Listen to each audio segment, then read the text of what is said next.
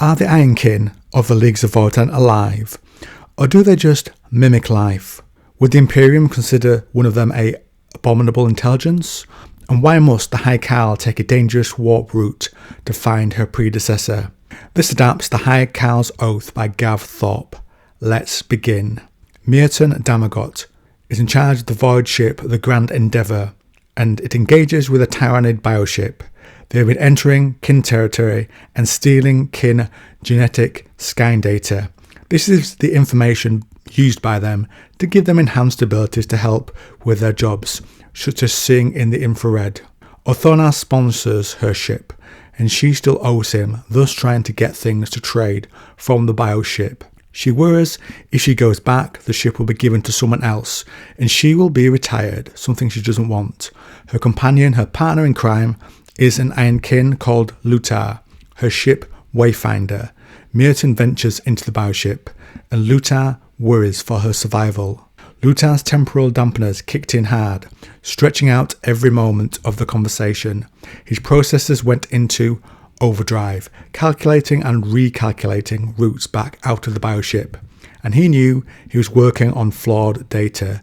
This ship had superior transit and immunodefenses around the vulnerable point. It had been bred to resist such attacks. Another character, Fiator, goes into the bioship.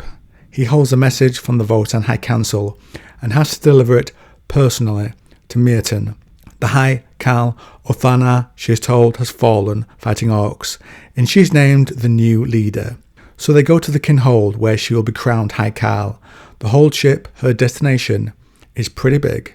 To call it a ship was an understatement. The nomadic base of the Eternal Starforged Kindred was a behemoth of a vessel. It was in basic shape a truncated triangle from above. The superstructure housing the majority of the Kindred rose above the engineering decks like a mesa from a desert.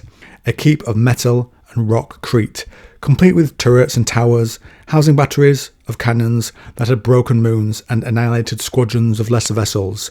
With their overwhelming salvos, many had come to meet her, and she passes the fanfare and goes in to meet her council. Later, the new leader of the hold takes her seat to meet her petitioners. Dori arrives, one of them, a Votann who is loyal to the former High Karl Votann. He says Votann received a mysterious message from the Votann. They entered the well of Irdu, a warp storm of great ferocity, almost impossible to pass through. On the other side, they find Orks, and they find an abandoned hold of the ancient early kin that is as old as the League itself, and it had been abandoned. Dori doesn't know why they went there, but Votann sent him away when his forces became swamped with Orks to get the message out. Merton and her forces go down the well with 3 void ships making up her forces. They didn't know what to expect on the other side. They find the planet, and Dori finds himself back on that place, the one he had fled. They access a fane this ancient settlement has left behind, and it speaks of a message warning that the whole ship that the recently crowned High Karl Merton is in charge of is going to be attacked. So she has a choice to make, and she calls a council meeting as it will affect so many, and it's debated. Meanwhile, the fane they have access to is consulted. It lets them access the ancestor cores, and 3 of them have responded. The first says the High Karl has travelled the greater world more than most. The second, the High Karl has the wisdom of a life longer than most. And the third, that the High Karl has the strength of will to make their own fate more than most. And the High Karl herself sees this refers to her. She was the only one that matched the qualities the Votann demanded, and they checked every kin in the hold. The Votann are the only other ones that know why Votann came here.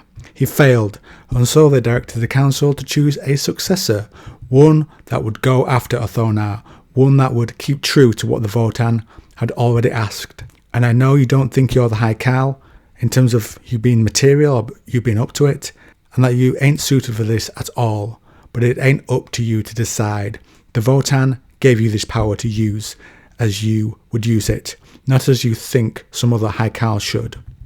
And so with that in play, they decide to stay, and Dori and Merton lead the Grand Endeavour's warriors down into the abandoned hold. where they detect the approach of Orks to their position and fortify it. Luthar heard Fjötur's pronouncement. They were coming, and felt the closest an Ironkin could come to a flutter of fear, a rapid re-evaluation of the decision process that had led him to being here. Certainly he now regretted starting the decision cascade directly after parting with Myrton. The place was well chosen, a broad hall with little cover for the Orks that were approaching, the entrance filled with the greenskins. Luthar paused to fire the weapon physically. It was odd to him. Though he could issue a digital command, he felt reassured by the control of it, having it in his hands. As they got closer, Luthar finds his risk assessment algorithms struggling to cope with the situation. Unfamiliarity bred fear, he concluded. His assessment here was raw, based on little data and virtually zero experience. Ship-to-ship combat with enemies was a different situation altogether. Was this nerves? As the Orks edged closer, he's not sure what he's supposed to do. He knew the L7 missile launcher's technical parts very well, but it was silent on tactical application. He asked a Votann next to him the principles of fire support. The kin, as you might imagine, laughs and gives some advice his own old leader gave him. Shoot the big ones first. Luthar uses this to pick his targets. When it hits, he feels revulsion, but then he feels something else, a need to vocalize vengeance, and he shouts, "For Votann, the ancestors are watching." Myrton fights off the first wave, and essentially finds the body of Votann.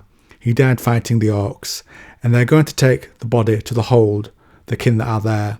But then the Orks return. Jodiki, a kin psyker, senses something with her warp abilities. It was an Orc shaman who fired lightning at her. Myrton sees this and attacks the Orc shaman, firing, and orders the kin around her to do the same, and the Orc turned into a vortex of green flames. Without his bolstering, the other Orcs fled towards Fjötur, who was on a separate route with Myrton's Wayfinder. The High Karl warns him, and her forces withdraw to meet up with his via another route. Then we cut to Luthar the Ironkin. When Grotz and the Orc Warlord attack, Luthar felt unease in a more dispassionate sense. Algorithms that had been invisibly calculating chances of success and survival suddenly had to revise their conclusions, leading to the return of the momentary uncertainty that had struck him at the commencement of the defence. They fired and retreated. The Orc numbers would swamp them if they stayed. As they rejoin Myrton's forces, the Ironkin is about to be caught up by the Orcs, who have a bigger stride, so they make a stand with the kin around him. And as he does, Myrton sees her Wayfinder is there, and she didn't know he had left the ship, and the Warlord, ignoring any fire that is unleashed at him, gets close enough to the Ironkin to strike him, cutting his body into pieces. Myrton charged forward and fired at the Warlord. One shot got through the Orc's defensive field. A disintegrator beam from her hit his arm, leg and thigh, and turned his living cells into an expanding spray of displaced molecules. The Orc's axe still struck back. Her shield crest caused the axe to bounce away, and then others join her, Dory included, and together they finish the Orc Warlord. The others then find Myrta over the fallen Ironkin's body, and she is told his neuronic processor is intact. His mind can be brought back, but he'll carry the trauma that he suffered. She then sees the Orc Warlord carried the hand of Votann, her previous High Karl, and it has an ancestor key, the same as the High Karls, but older. "I think I have this figured out," Dory says. The Fane was broadcasting its messages for help when the halls were overrun. Maybe it was processing some recent dead for transmission back to the Votann. Everything has got jumbled up, but somehow that ring acts as a receiver. Votann used it in some way to guide us to this place, but then he realised he was going to die there. He used the ring to put a similar gears on me to return. "Haven't that make sense?" said Jodiki. "The ancestor keys come from the founding of the leagues, older even than this hold. Only a score or so of them were made, one for each of the first Votann. This was before we had Grimnir and the like, back when the Votann were still young too. They would communicate with the captains of the older ships with the rings, like exceptionally high-powered Votannic channel contact. Seems the rings could also map partly onto the brains of a kin. Most rings have been lost, and he was told by the Votann to get the ring from them and follow it to the ancient hold. The fane is where the kin speak to the Votann. Myrtin put on the ancestor key that she held, which was a ring, and showed this to the fane. The fane seemed to sigh and spoke into their minds. Myrtin gets 2 star maps, one where she is and another location that shows a Votann, the location of one of the originals. From here, the kin forces retreat and find the hold ship has managed to survive the attack that was made against it. Then Luthar awakens. He sees Myrtin.